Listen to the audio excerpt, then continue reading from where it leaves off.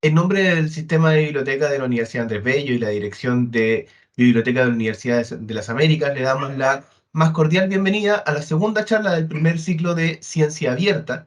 Asimismo, agradecer la colaboración de la Vicerrectoría de Investigación y Doctorado de la Universidad Andrés Bello. Saludamos cordialmente al Vicerrector de Investigación de la Universidad de las Américas, Erwin Kraustoff, y a la Directora del Sistema de Biblioteca de la Universidad Andrés Bello, Claudia Catalán. A la Bibliotecaria Nacional, Nancy Baeza, y a nuestro expositor del día de hoy, Walter Shelley.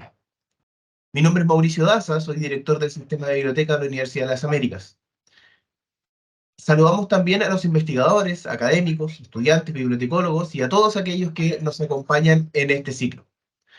Para iniciar la actividad, invitamos a nuestro vicerrector de investigación de la Universidad de las Américas, don Erwin Krafstoff, quien nos dirá unas palabras de apertura. Muy buenos días, Erwin. Buenos días a todos y todas. Para mí es un gran honor poder darles la bienvenida y abrir esta segunda sesión del ciclo de charlas sobre ciencia abierta. Y también, obviamente, darle la bienvenida a nuestro orador, Walter Schalier, espero haberlo pronunciado relativamente bien, quien es director de la Biblioteca Hernán Santa Cruz de la CEPAL y quien ha jugado un rol fundamental en disponibilizar y otorgar libre acceso a las publicaciones que genera constantemente la Comisión Regional de Naciones Unidas.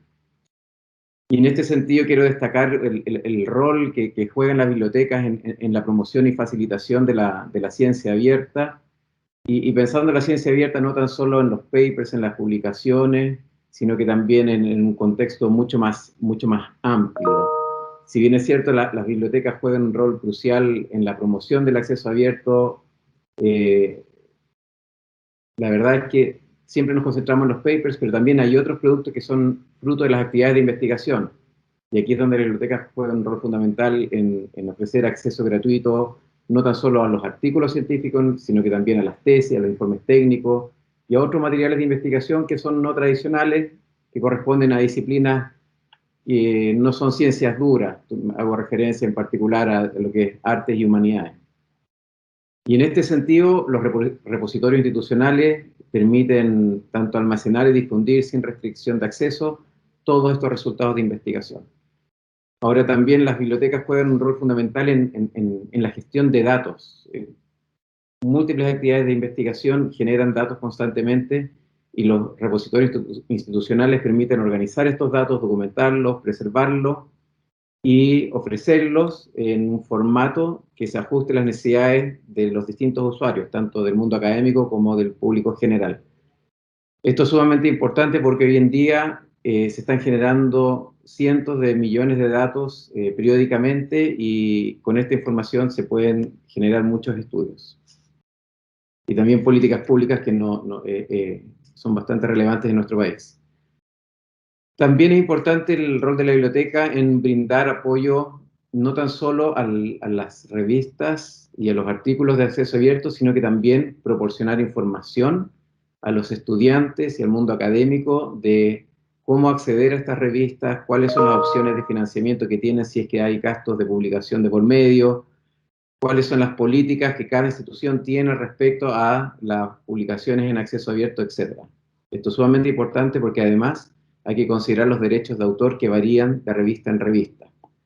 Y otro aspecto no menor es el rol que cumplen las bibliotecas en la educación, en las capacitaciones que ofrecen y los recursos educativos para tanto investigadores y estudiantes. Y a esto me refiero en particular a las habilidades de búsqueda, evaluación y uso de la información científica que está disponible tanto en los repositorios institucionales como también en las múltiples bases de datos que están disponibles.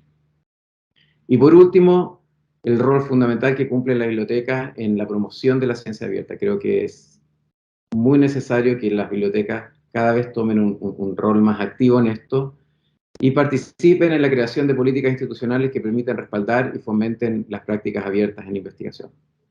Entonces, en resumen, las bibliotecas hoy en día están jugando un rol fundamental en la facilitación y en la promoción de la ciencia abierta, motivo por el cual estoy muy feliz de estar acá y ver cómo las distintas la biblioteca tanto de la UNAP como la biblioteca de la Universidad de las Américas se han unido en pos de fomentar este tipo de prácticas. Así que, sin más que decir, me despido y muchas gracias por la oportunidad de abrir esta sesión. Les comentaba que, además de agradecer las palabras del vicerrector, que es necesario reiterar el objetivo de este ciclo de charlas, que es acercar y promover la cultura, valores y principios y conceptos en torno a la ciencia abierta, la que nos permite también visibilizar las investigaciones de una manera más accesible, democrática y transparente. En esta ocasión tenemos el agrado de contar con la presencia de un experto, Walter Schillier, quien se desempeña como jefe de biblioteca de la Biblioteca Hernán Santa Cruz de la Unidad de Servicios Web de la Comisión Económica para América Latina y el Caribe, la CEPAL, de las Naciones Unidas, quien gentilmente accedió a nuestra invitación y quien expondrá sobre el tema La ciencia abierta. ¿Dónde está? Wouter cuenta con una larga trayectoria a nivel nacional e internacional y ha liderado varios proyectos de innovación. Tiene una maestría en lingüística y literatura latino y griega, y una maestría en ciencias de la información y biblioteconomía.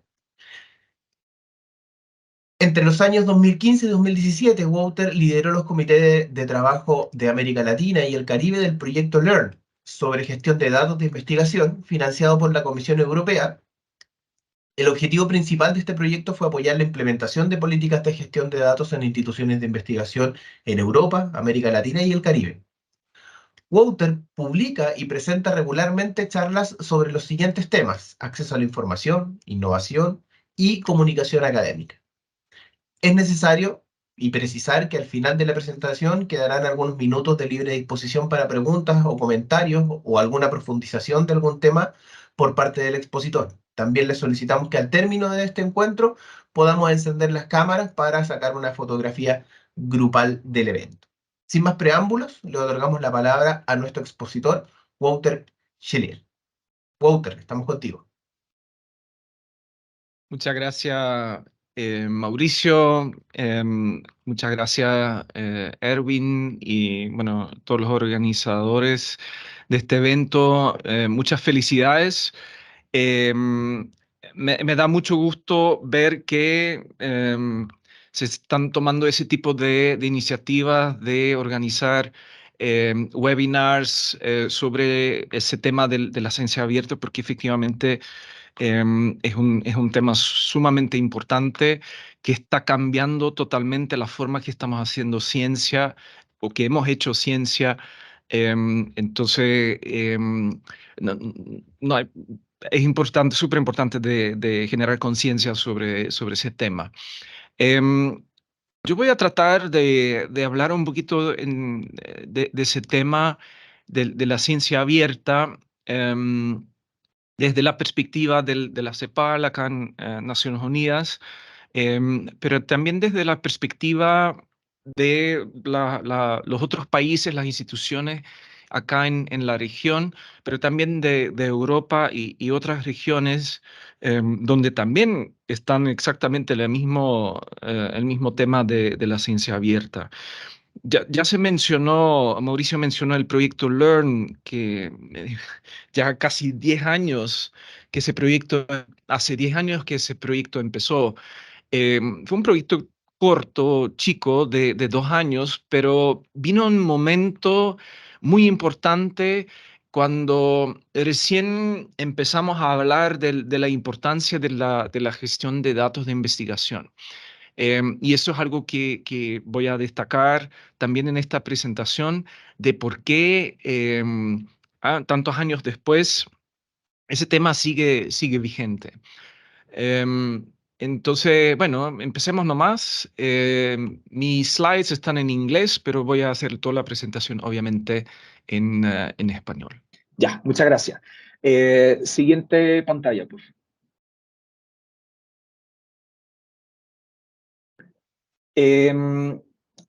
Bueno, uno en nuestros tiempos empiezo con una pregunta.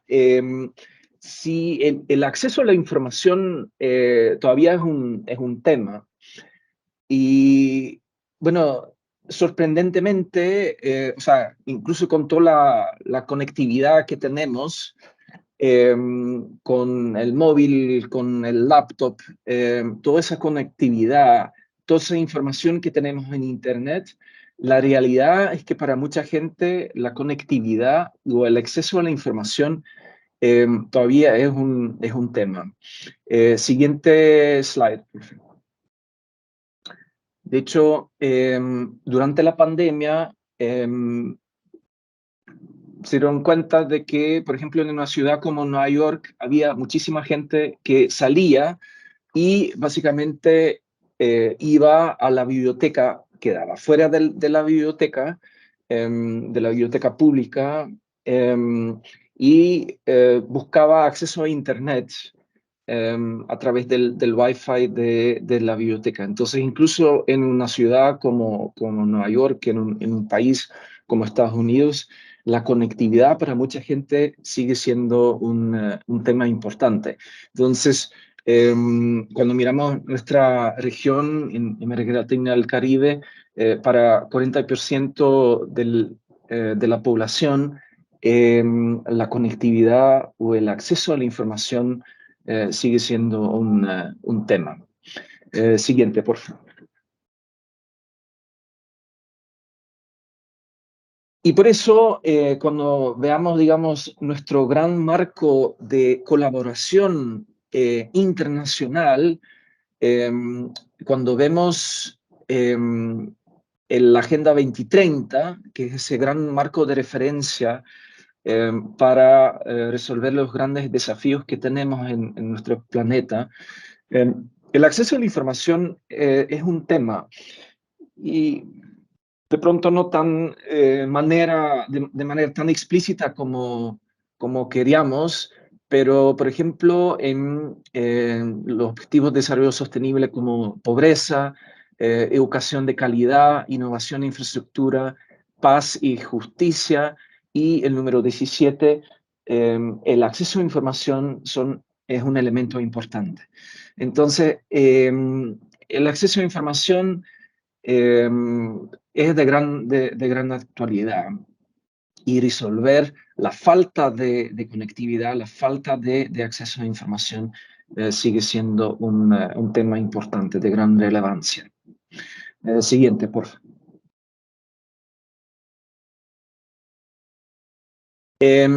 Como ya mencioné, 50% de la población a nivel mundial no tiene acceso a información confiable, y eso en nuestra región es más o menos unos 40%. También mucha gente cuenta con un problema de recursos en términos de habilidades, en términos de conocimiento, para, incluso si tienen acceso a información, para analizar esa información y básicamente detectar la información de calidad y distinguirlo de la información de menor calidad. Y se reinició el laptop. Una vez que ya funciona mi laptop, otra vez me muevo otra vez a la laptop. Y esa pantalla es muy chiquita. También estamos en nuestros tiempos, el tema de la inteligencia artificial, que es un gran tema, y cómo manejamos esa evolución. Nosotros como profesionales de la información, nosotros que trabajamos en instituciones de investigación, tenemos que tener una respuesta, tenemos que dar una respuesta a esa evolución, que ya es real. O sea, la inteligencia artificial nos llega de todos los lados, y es muy importante buscar nuestra posición en ese panorama que está cambiando bastante. Y yo diría, lo que es importante, nosotros que trabajamos con tecnología y tecnología de información de manera diaria, ahí los avances tecnológicos y la democratización de los avances tecnológicos, también es muy importante. Y nosotros ahí tenemos un gran rol que jugar. Nosotros tenemos que buscar la forma de hacerlo mucho más accesible. Y doy el ejemplo de la inteligencia artificial. O sea, eso tiene un efecto, un impacto en todo el mundo, pero entender cómo funciona la inteligencia artificial, eh, el impacto real que eso tiene en la ciudadanía, es algo que no necesariamente es accesible para todo el mundo. Entonces ahí tenemos un gran rol en términos de capacitarnos para que nosotros podamos jugar ese rol de democratizar esos temas tecnológicos, como por ejemplo la inteligencia artificial.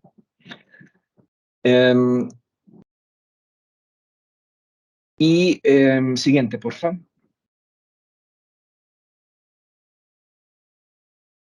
Bueno, ahí doy el ejemplo de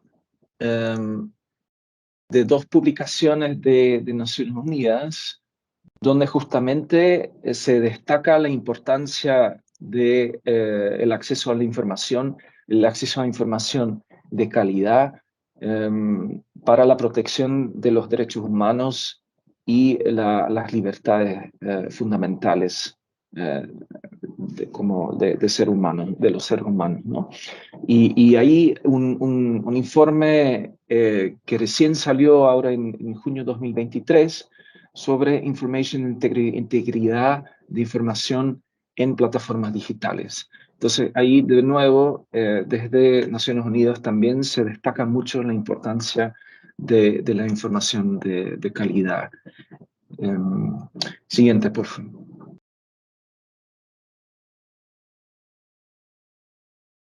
¿Y por qué el desafío es tan grande? La realidad es que en Internet la visibilidad de la información de mala calidad muchas veces es más grande que la visibilidad de la información de calidad.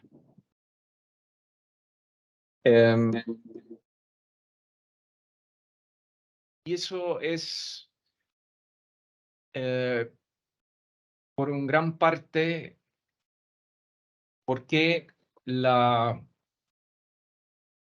información de calidad, que es la información científica que todos conocemos,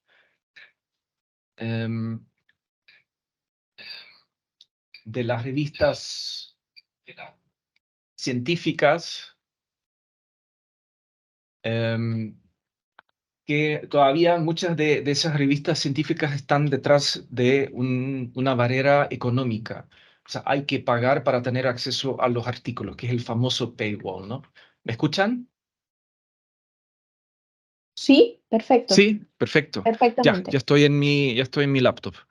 Ya, espero que ahora sea Todo todo bien. más fluido.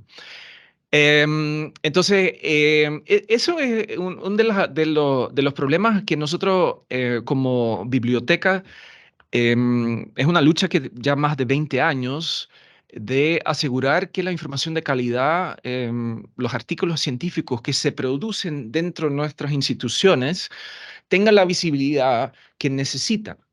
Y durante la pandemia, eso creo que ha sido de gran relevancia, de que en el momento que todo el mundo estaba, especialmente el primer año que no había vacuna todavía, que todo el mundo estaba buscando información de calidad sobre la pandemia y los avances que se estaban haciendo en términos de desarrollo de vacunas, em, que era un tema de interés de todo el mundo, era un tema de interés global. Y de repente, bueno, los publishers, los editores científicos lo que hicieron básicamente es sacar de manera temporal esas barreras económicas.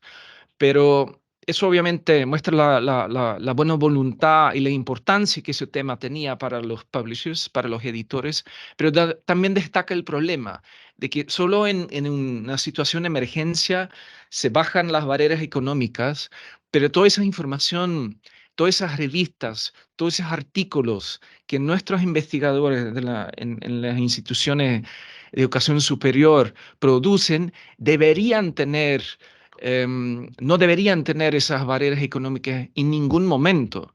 Entonces, yo creo que ahí... y del otro lado, si uno busca, por ejemplo, en Internet, digamos, la información falsa que se encuentra, que supuestamente demuestra que la Tierra es plana, por ejemplo, hay una cantidad de información que demuestra de que la Tierra es plana. Entonces, ese problema, esa lucha de cómo visibilizar la información de calidad, yo creo que esa es la lucha que tenemos todos em, de manera diaria. Entonces, bueno, eso yo creo que ha sido muy bien ilustrado durante la pandemia. Siguiente, por favor.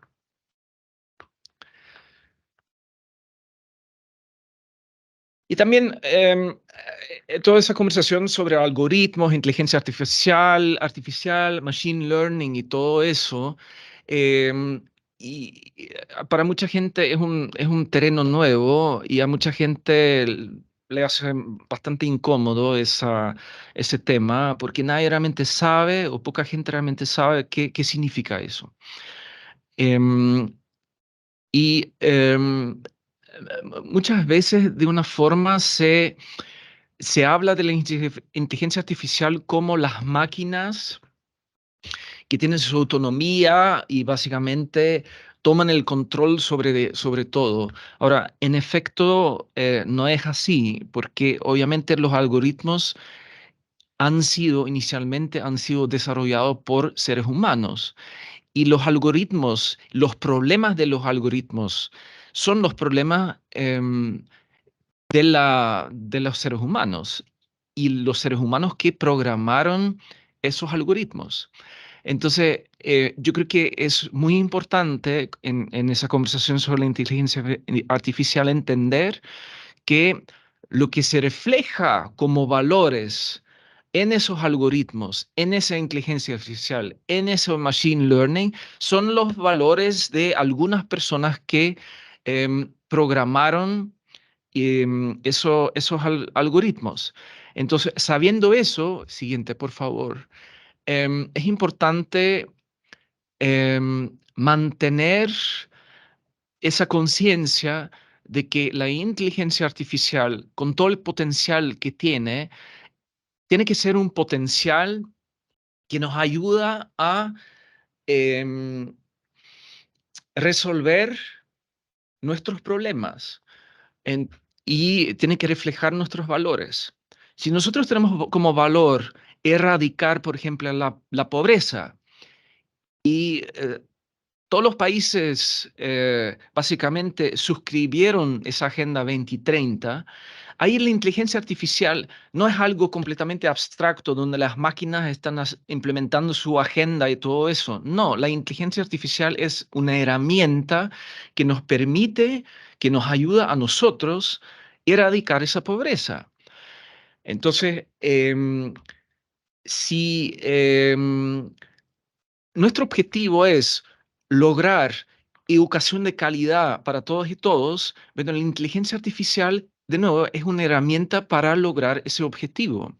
Y eso es la perspectiva, a mi criterio, de verdad de la inteligencia artificial, es que cómo podemos realmente utilizar ese potencial que tenemos para lograr esos grandes desafíos que tenemos, como el cambio climático, como educación de calidad para todos y todos, cómo erradicar la pobreza y todos esos temas. Entonces, cuando mantenemos el control sobre la inteligencia artificial, yo creo que ahí tenemos esa gran oportunidad hacia el futuro para lograr esa Agenda 2030. Entonces, muchas veces se habla, por ejemplo, de la inteligencia artificial como un problema de que va a quitar el trabajo de mucha gente. Em, no puede ser así.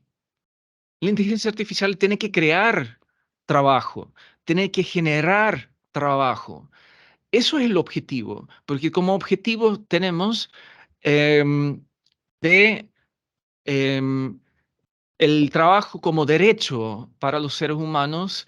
Entonces, en ese sentido, la inteligencia artificial no es algo que elimina los trabajos, pero es algo que tiene ese objetivo de crear un ambiente donde em, las personas pueden desarrollarse profesionalmente, pueden desarrollar su creatividad y todos esos temas. Siguiente, por favor.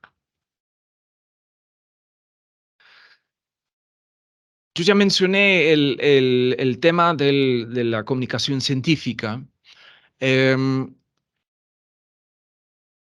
el, el- el problema que tenemos con el sistema de comunicación científica tradicional es, bueno, ya lo mencioné, son esas barreras económicas que tenemos, que básicamente tenemos que pagar 2, 3 veces para tener acceso a un artículo que ha sido producido por nuestros propios investigadores. Eso no tiene sentido. Em, También el sistema de comunicación científica tradicional tiene graves problemas de falta de inclusión, de falta de visibilidad de la producción científica fuera del hemisferio norte. Entonces, tenemos un problema de falta de multilingüismo. Todos esos temas son temas reales. Hace una semana salió un artículo en El País em, donde había el campeón de producción científica, que es un investigador español que publica un artículo cada 2 días. Obviamente es imposible, pero la autoría de esa persona sale en un artículo cada 2 días.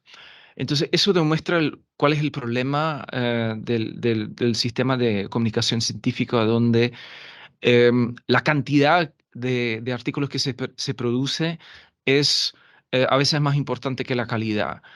Y los criterios para evaluar la calidad son bien discutibles.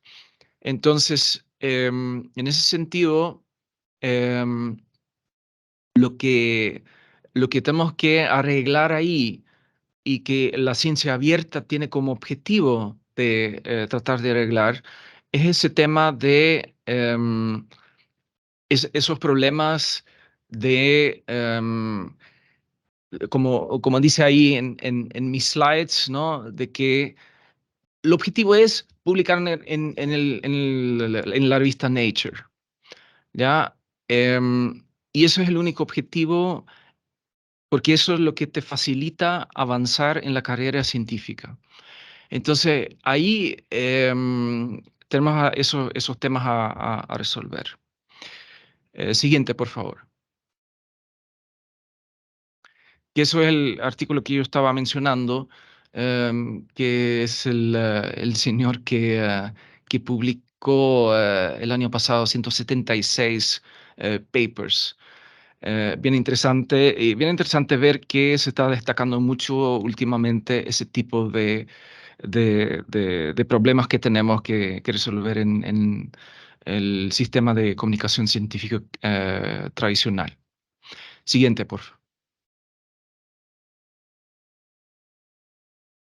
Y eso, por lo menos la ciencia abierta, tiene como objetivo resolver esos temas. Y bueno, vamos a hablar un poquito de cómo la ciencia abierta trata de hacer eso. Cuando hablamos de ciencia abierta, hablamos de un paraguas bien importante, bien grande, bien amplio, que cubre el acceso abierto a publicaciones, que incluye datos abiertos, que incluye software abierto, que incluye también ciencia ciudadana y varios otros elementos.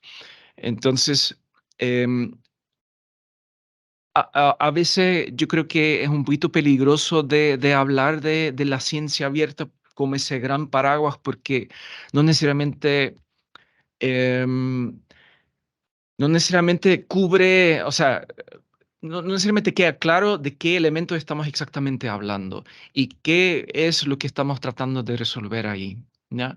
Entonces, pero lo que yo creo que sí es importante, especialmente acá en América Latina, donde tenemos una larga tradición de acceso abierto y de ser pionero en términos de acceso abierto a publicaciones, de que nosotros tenemos que hacer el salto a los datos abiertos. Nuestra zona de confort muchas veces es el acceso abierto a las publicaciones, porque tenemos esa larga tradición, tenemos muchos repositorios institucionales donde están nuestras publicaciones, pero tenemos muy pocos repositorios de datos y eso es un gran trabajo que tenemos que hacer todavía. Entonces, ese cambio cultural de una cultura de publicaciones, de artículos, a una cultura de datos, yo creo que eso es un gran desafío que tenemos. Entonces, yo prefiero hablar un poquito más de ese cambio de la gestión hacia una cultura de gestión de datos de investigación. Porque creo que el acceso al abierto a las publicaciones, igual si tenemos muchos desafíos todavía, yo creo que es algo que ya bastante estándar está acá en la región. Siguiente, por favor. ¿Por qué la ciencia abierta es tan importante? Porque es mejor ciencia. Porque, o por lo menos tiene el objetivo, tiene la ambición de ser mejor ciencia y atacar algunos de esos problemas que ya mencioné. Siguiente, porfa. La ciencia abierta tiene como objetivo, tiene como ambición de ser más inclusivo, una ciencia más diversa, más colaborativa. También tiene como ambición de dar la visibilidad a la producción científica de calidad, independientemente del origen de esa producción científica. Es mucho más difícil para un investigador del sur global, para decirlo así, es mucho más difícil ganar visibilidad em, que un investigador del el hemisferio norte. Entonces, em, eso no está bien. La producción científica de calidad merece la misma visibilidad independientemente de dónde venga. Es importante que las instituciones y los investigadores em, que perdimos el control sobre la comunicación científica, porque básicamente delegamos, digamos, el acceso a los artículos a los editores, es importante que nosotros mantengamos o recuperemos ese control sobre la producción científica. Em, el tema de la transparencia, más que nunca, es importante porque, em, como ya mencioné, la información de mala calidad tiene gran visibilidad en Internet. Entonces, destacar la información de calidad, visibilizar la información de calidad es muy importante por un tema de confianza, porque no podemos poner en riesgo la confianza de la ciudadanía en la metodología científica. Entonces, por eso es que es tan importante de que juguemos un rol prominente en ese sentido de visibilizar la información de calidad. Siguiente, por favor. Em, Obviamente es un proceso y inicialmente cuando empezamos a tomar ese tema de la ciencia abierta y particularmente de la gestión de datos de investigación, em, vamos a cometer muchos errores, no vamos a saltar a la piscina de manera tan elegante, pero es un proceso de aprendizaje. Y lo importante es no tener miedo de ese proceso de aprendizaje y de esa forma poco a poco vamos a ganar confianza, cometiendo errores, pero compartiendo nuestras experiencias con otros colegas, con otras instituciones, con otros países, con otros continentes. Vamos a aprender mucho y al final sí vamos a llegar a la elegancia de un nadador olímpico. Siguiente, por favor. Bueno, el proyecto voy a pasar rápido por ese slide. Ese proyecto Learn que mencioné al inicio, un proyecto corto donde generamos conciencia sobre la importancia de la gestión de datos. No hablamos de ciencia abierta, pero hablamos de la gestión de datos de investigación. ¿Por qué?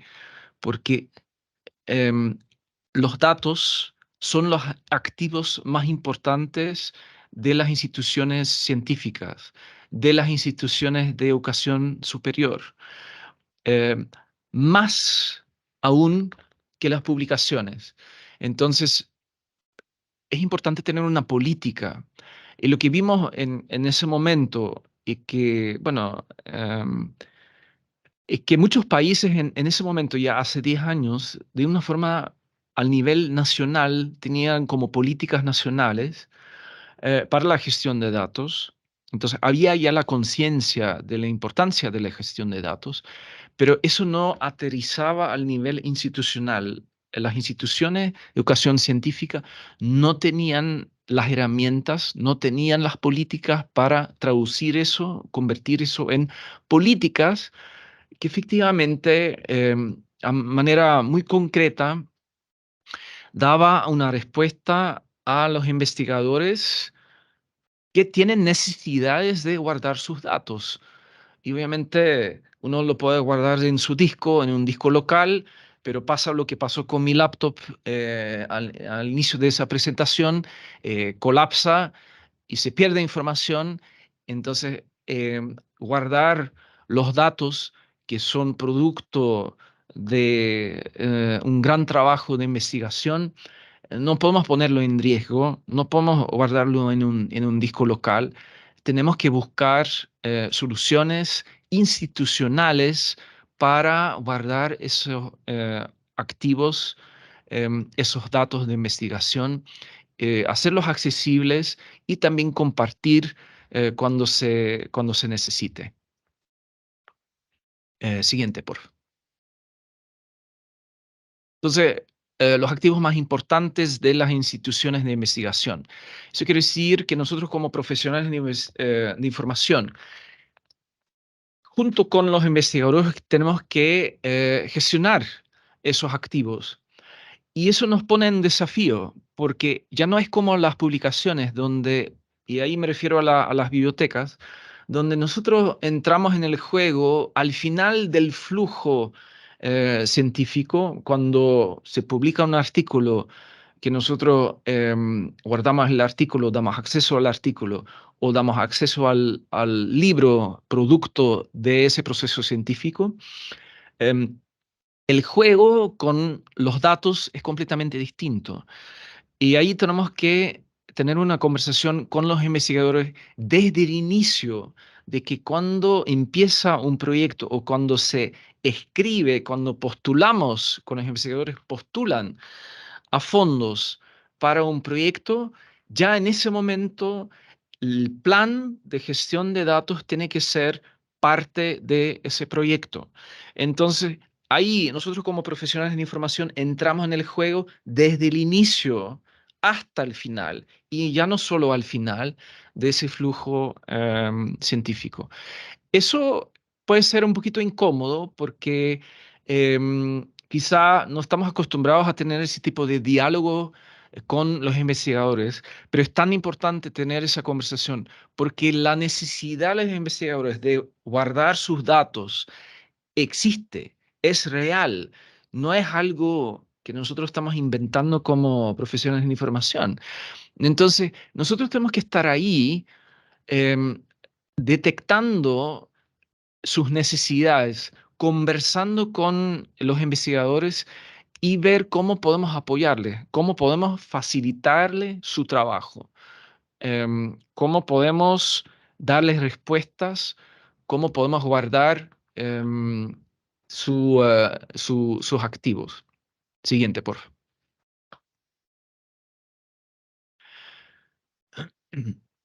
Y eso es algo que uno puede incluso ir un poquito más incluso más adelante, de que no solo tenemos que manejar los datos que tenemos o que generamos, pero también podemos pensar como bibliotecas de cómo podemos las colecciones que tenemos, las colecciones tradicionales como tenemos, cómo podemos considerarlos como, de hecho, una gran colección de datos. Y eso realmente requiere un cambio de perspectiva. Nosotros participamos hace unos meses, en mayo, en una conversación en Canadá justamente sobre ese tema. Y eso es algo que se está haciendo, por ejemplo, también ahí doy el ejemplo de Suecia, donde básicamente la perspectiva es no las colecciones tradicionales y luego al lado los datos, no, es una perspectiva donde se puede ver eh, cómo podemos em, hacer ese cambio y cómo podemos, ese cambio cultural y podemos llegar a una perspectiva de gestión de datos para los datos, pero también para las colecciones tradicionales. Y eso es un cambio importante, pero creo muy necesario. Siguiente, por favor. Em, y en ese sentido nosotros seguimos generando conciencia sobre la importancia de la gestión de datos. Em, y nosotros organizamos todos los meses un webinar, como ustedes están haciendo ahora, em, y generamos tenemos esos webinars mensuales justamente para compartir experiencias, ofrecer una plataforma para compartir esas experiencias, aprender de lo que salió bien y lo que no salió tan bien en otras instituciones. Y yo creo que eso es súper importante. Y lo que vemos es que están incrementando la cantidad de iniciativas, se están generando políticas, se están implementando políticas al nivel institucional. Entonces, realmente estamos viendo grandes avances en ese sentido en nuestra región. Y no solo en nuestra región, pero también en otras regiones como en Europa. Y ahí también tratamos de entrar en diálogo con otros continentes para ver cómo podemos apoyarnos en ese sentido. Siguiente, por favor. Bueno, eso es una guía, nosotros la llamamos una biblioguía, que es básicamente como una herramienta didáctica para apoyar a las personas que quieren implementar una política de gestión de datos de investigación. Entonces, módulo por módulo, básicamente, ahí ofrecemos esa herramienta y paso por paso apoyamos a implementar esas políticas y dar una respuesta a ese desafío que tenemos, es cómo manejar esos activos intelectuales. Siguiente, por favor. Ahora, abriendo un poquito otra vez ese paraguas de la ciencia abierta, em, realmente es un tema muy importante. Muy poca gente hablaba de eso hace 10 años, pero ahora tiene gran actualidad. Y yo creo que la región ha logrado posicionarse bastante bien en ese tema, en esa conversación sobre la ciencia abierta y también que de la misma forma como el acceso abierto, el objetivo es lograr el acceso abierto a las publicaciones y como el gran objetivo ahora que tenemos es lograr esa ciencia abierta, también vemos que los caminos pueden ser distintos y que el camino que toma América Latina no necesariamente tiene que ser el mismo camino que se está tomando en Europa, o el camino que se está tomando en Chile no necesariamente el mismo camino que se está tomando en Argentina.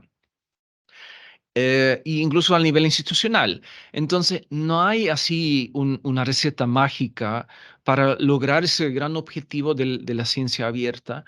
Pero obviamente sí podemos aprender de cada uno. Em, pero a veces la gente pregunta, pues, bueno, tengo ese desafío, ¿cómo empezamos en nuestra institución? Entonces yo siempre le digo, bueno, todo depende del contexto de la institución. A veces es más fácil empezar desde abajo con los investigadores, desde la realidad, decir, mira, ahí está la realidad, hay esa necesidad de ciencia abierta. ¿Cómo podemos ahora levantar eso a un nivel más estratégico, a un nivel más político, para consolidar eso una política? Pero a veces en otros contextos, en otras instituciones, se requiere una perspectiva más desde arriba, empezando con una política y luego aterrizando eso al nivel de la investigación real. Entonces, bueno, yo creo que esa búsqueda que cada país, cada institución tiene, yo creo que es muy interesante y da mucho gusto ver realmente que estamos todos en eso y estamos todos aprendiendo en ese sentido. Siguiente, por favor.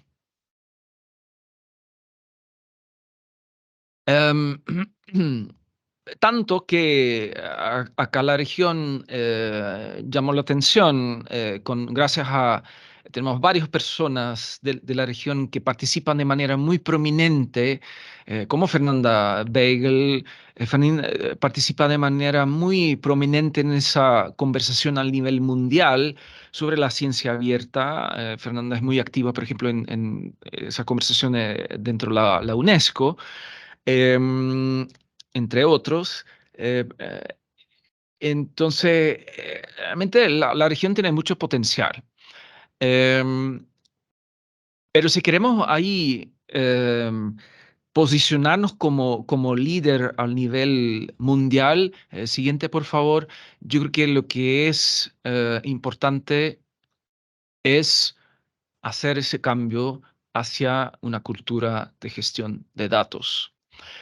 Y cuando miramos la realidad de cuántos repositorios tenemos en nuestra región, repositorios de datos, tenemos muy pocos. Si lo comparamos con otros países, ahí están las cifras. eh, en total, acá en la región tenemos unos 63, que es menos que un país como Japón. Em, Tenemos un gran trabajo que hacer todavía. Ahora uno puede decir, mira, ese registro que yo hago referencia ahí, mi repositorio no está en ese registro. Bueno, entonces, si ustedes tienen un repositorio de datos que no sale en ese registro, yo creo que es súper importante visibilizar los repositorios de datos que tenemos en la región en ese registro mundial, porque ahí al nivel mundial visibilizamos lo que hacemos. Entonces, eso es importante. Entonces, un gran desafío que tenemos ahí en crear repositorios de datos y visibilizar los repositorios de datos que tenemos. Siguiente, por favor.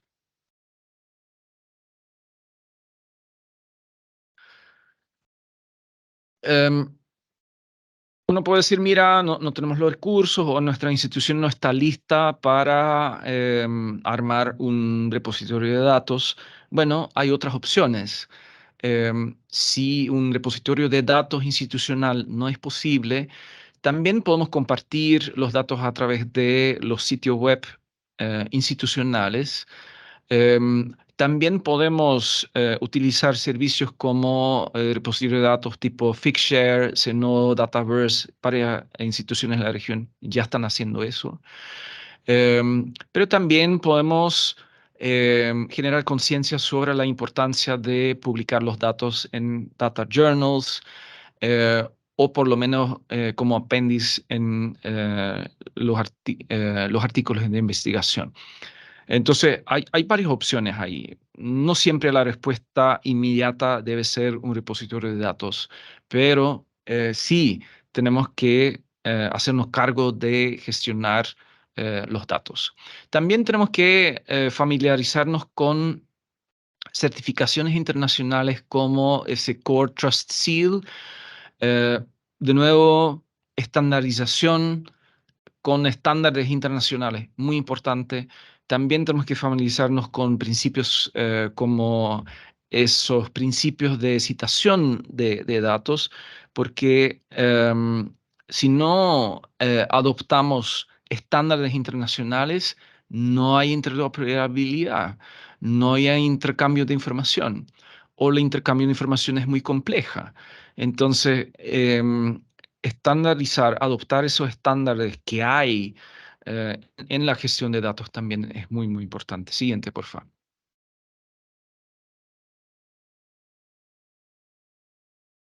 Entonces, en términos de fortaleza acá en la región, es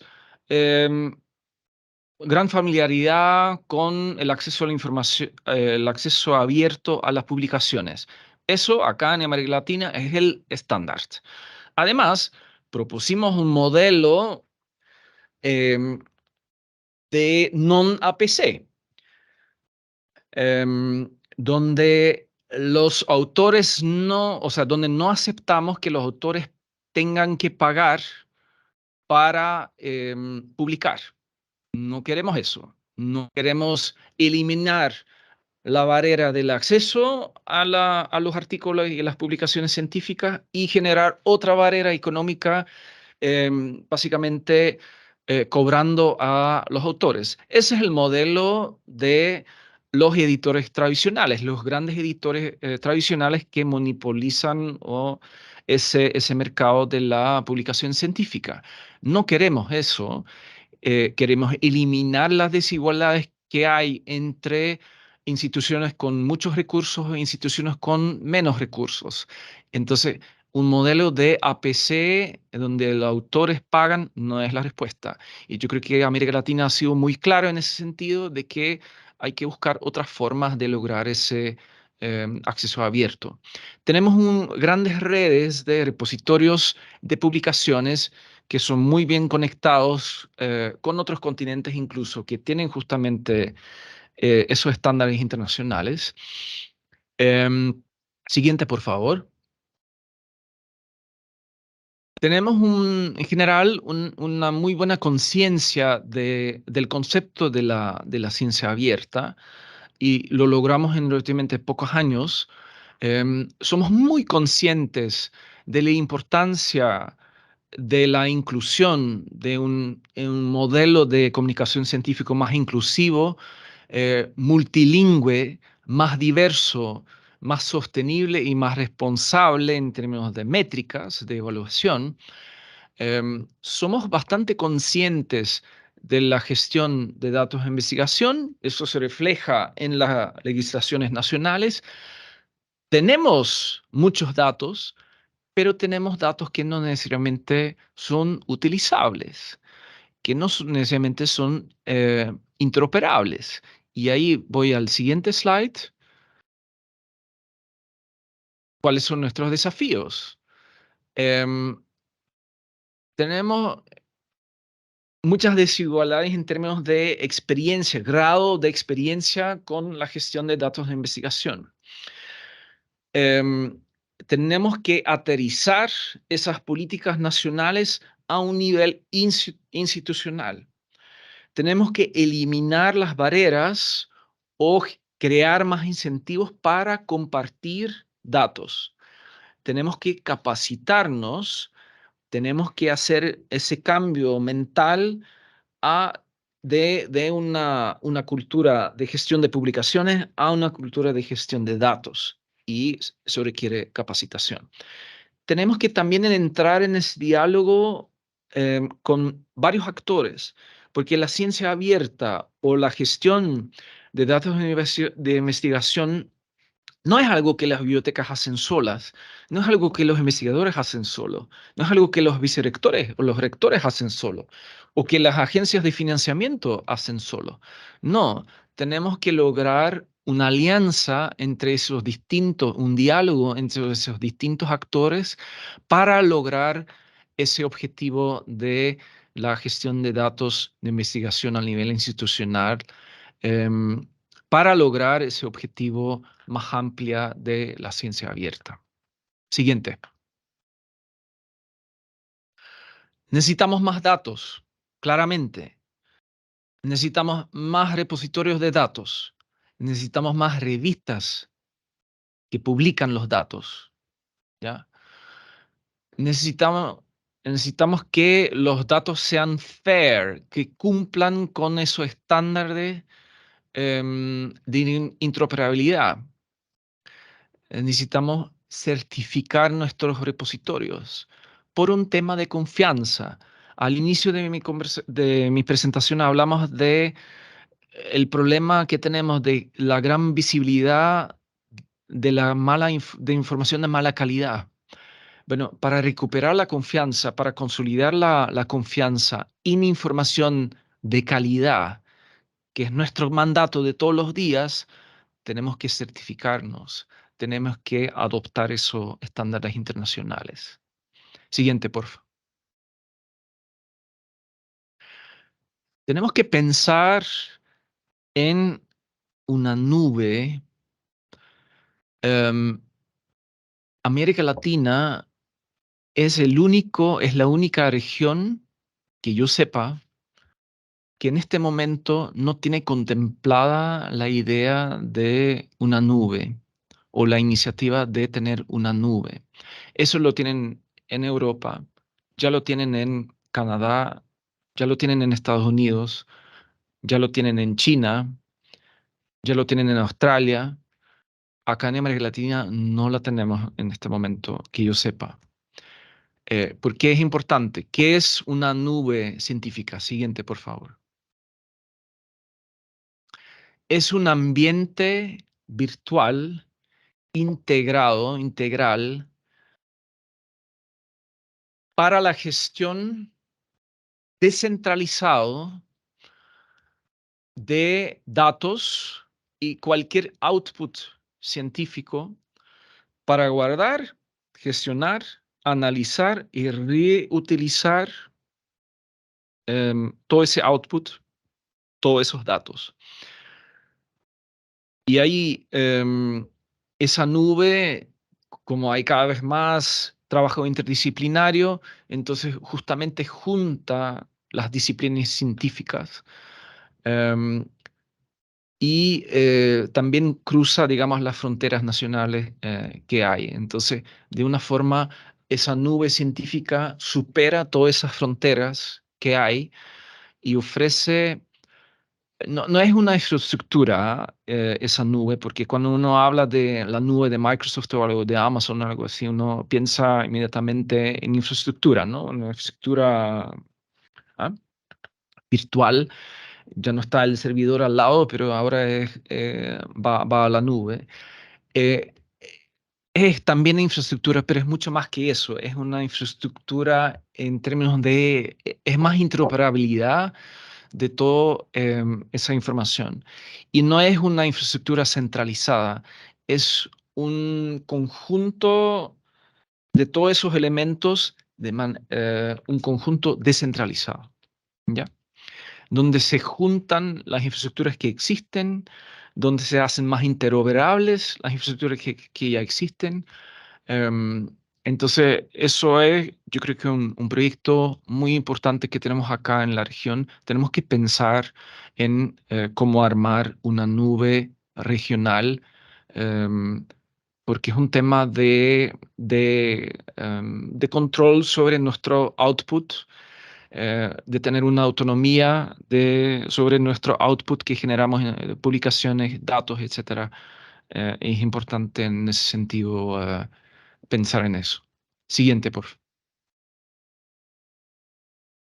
Entonces, para concluir, la ciencia abierta es más que el acceso abierto. El acceso abierto es acceso a publicaciones. Em, la ciencia abierta es mucho más que eso. Incluye el acceso abierto a publicaciones, pero yo diría, si queremos realmente hacer un paso muy importante hacia la ciencia abierta en la región, tenemos que meternos en los datos. Los datos son los activos más importantes de las instituciones, de nuestras instituciones en la región. Si nosotros no lo hacemos, nosotros como instituciones científicas, no nos hacemos cargo de la gestión de los datos, otros lo van a hacer, que no necesariamente tienen los mismos intereses que nosotros, de compartir los datos sin esas barreras económicas. No queremos que pase lo mismo con nuestras publicaciones, no queremos que lo mismo pase con nuestros datos que lo que pasó con nuestras publicaciones hace 30 años. Entonces, tenemos que hacernos cargo. Tenemos que trabajar con otros países, con otros continentes, tenemos que lograr esa colaboración. Y ahí doy el ejemplo de un evento que organizamos en septiembre, inicio de septiembre, que es completamente virtual. Hay una presencia en Ginebra, porque inicialmente la iniciativa empezó en Ginebra, que habla justamente de la innovación en la comunicación científica. Entonces, eso también eh, es una plataforma muy interesante para justamente aprender de otras experiencias o de compartir sus experiencias. Eso también obviamente es muy importante. Entonces les invito es un evento que se organiza cada 2 años, un taller cada 2 años. Les invito también a participar en ese evento y compartir sus experiencias. Siguiente, por favor. Yo mencioné al inicio el tema de la ciencia ciudadana, em, y es un tema que nos surgió ahora últimamente, finales del año pasado, como consecuencia yo diría, de la pandemia, la gran relevancia que vimos, la importancia de involucrar a la ciudadanía en el proceso científico. No solo para hacer aportes reales al proceso científico, pero también porque se trata de consolidar la confianza de la ciudadanía en la ciencia, en la metodología científica, que es muy importante en un mundo donde hay tanta basura en términos de información, tanta desinformación, tanta manipulación de información, que ahí la ciencia ciudadana realmente es como una oportunidad para involucrar a la ciudadanía y consolidar esa confianza. Siguiente, por favor. Porque al final, y eso es mi último slide, lo que nosotros como gestores de información hacemos, lo que las bibliotecas hacen, es empoderar a las personas, capacitando a las personas de qué es información de calidad, qué no es información de calidad, dar acceso a información de calidad, em, con el objetivo de empoderar a las personas. A diferencia de Facebook y Google, que básicamente lo que hacen es em, convertirnos todos en consumidores digitales, que somos, es inevitable, pero tenemos que superar ese nivel de los consumidores digitales. Tenemos que llegar a una ciudadanía digital. Tenemos que ser todos ciudadanos digitales. Tenemos que saber ejercer nuestros derechos digitales.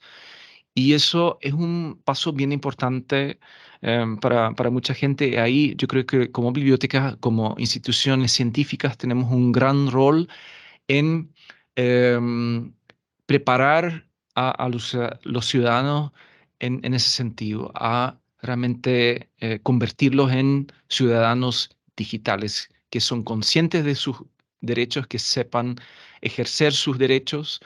em, Creo que en ese sentido podemos también esas grandes evoluciones como la inteligencia artificial convertir en algo que nos ayuda a lograr nuestros objetivos que tenemos como humanidad que tenemos en la Agenda 2030 como herramienta para lograr eso, pero eso solo se logra democratizando esas herramientas y no limitando a, digamos, un grupo pequeño que básicamente monopoliza esas nuevas tecnologías.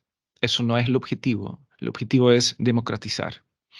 Y con eso termino mi presentación. Muchas gracias. Y bueno, una disculpa por los problemas técnicos que tuvo al inicio, em, pero estoy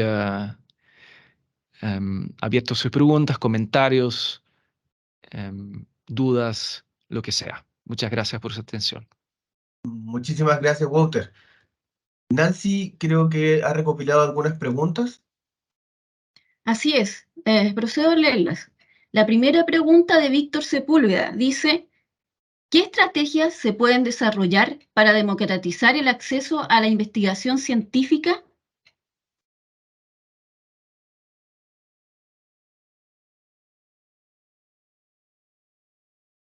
Bueno, yo creo que hay muchas estrategias, pero para mí personalmente lo que es importante es, em, por ejemplo, de sacar las barreras económicas que hay. Y eso quiere decir seguir, em, seguir generando conciencia sobre, y especialmente en diálogo con los investigadores, em, porque el problema es que el sistema de comunicación científica y la forma que nosotros evaluamos, que las instituciones evalúan a los investigadores, muchas veces son todavía criterios muy antiguos. Factor de impacto, para dar ejemplo, ¿no? Que es como un elemento que estamos todos de acuerdo que eso, factor de impacto, no sirve. O sea, en nuestro mundo no sirve. Pero igual ese elemento sigue ahí como criterio. Entonces, yo creo que es importante tener esa conversación de cómo podemos modernizar ese sistema de comunicación científica, cómo podemos modernizar los criterios de evaluación para lograr el objetivo que el sistema de comunicación científica no ha logrado, que es criterios em, más justos, criterios de evaluación más justos. Entonces, eso tiene que ser nuestro objetivo. Tener esa conversación con los investigadores em, de por qué es tan importante o por qué es más importante publicar en acceso abierto que publicar en Nature. Esas son conversaciones muy importantes que no podemos evitar. Em, yo creo que de esa forma, poco a poco, se logran pequeños cambios em, visibilizar, hacer más esfuerzos en términos de difusión de los resultados de investigación que tenemos como institución. Yo creo que también es muy, muy importante. Ser muy prominentes en esas conversaciones sobre fake news, desinformación y todos esos temas como instituciones científicas. Yo creo que ahí tenemos una gran responsabilidad. Yo creo que esos son un poquito donde yo lo veo, donde podemos jugar, pero obviamente hay mucho más estrategias que se pueden aplicar ahí o se pueden implementar. Gracias, Walter. La segunda pregunta de Nieves León se refiere a el factor de impacto para la evolución científica tradicional. ¿Tendrá otro enfoque con ciencia abierta? Sí, en la ciencia abierta el factor de impacto no existe. Y ahí las universidades de California han sido muy prominentes y básicamente han rearmado un nuevo sistema de evaluación científica. Em, Y en ese nuevo sistema de comunicación científica no hay lugar para factor de impacto. Y no hay que olvidar que inicialmente el factor de impacto tampoco el objetivo era evaluación de científica. El factor de impacto originalmente, el objetivo era política de adquisiciones. Era una herramienta de bibliotecarios para lograr un buen balance en las colecciones de las bibliotecas. El objetivo no era evaluación de, de artículos o de revistas. Entonces, hay que olvidar ese factor de impacto porque no tiene más lugar en nuestra visión. Perfecto. La tercera pregunta de Rodrigo Salas dice, a modo de consulta, ¿cómo se puede entonces fomentar más el uso de la ciencia abierta en nuestras instituciones de educación superior? Bueno, yo planteé ahí, a mi criterio, el camino es la gestión de datos. Yo creo que eso es el camino para avanzar de manera muy concreta la ciencia abierta dentro de la institución. Y eso no quiere decir que hay que abandonar el acceso abierto a publicaciones, pero lo que estoy diciendo es que la gestión de datos, los datos son tan importantes y van a ser cada vez más importantes de que no podemos perder ese tren y tenemos que realmente subirnos ahí y buscar nuestra respuesta. Y para mí eso es la mejor forma para concretizar la ciencia abierta en las instituciones en América Latina, pero también en Europa, por ejemplo. Yo creo que ahí también hay muchísimo, o sea, al final, o sea, en Europa hay algunas instituciones que son muy avanzadas en la gestión de datos y hay algunas instituciones que son muy pocas avanzadas en ese sentido. Entonces, ¿qué va a pasar? De que cada vez más instituciones se meten en el tema de la gestión de datos, entonces poco a poco todas las instituciones se suben ahí al tren. Y es tan importante para la región acá de tomar en serio ese tema de la gestión de datos de investigación.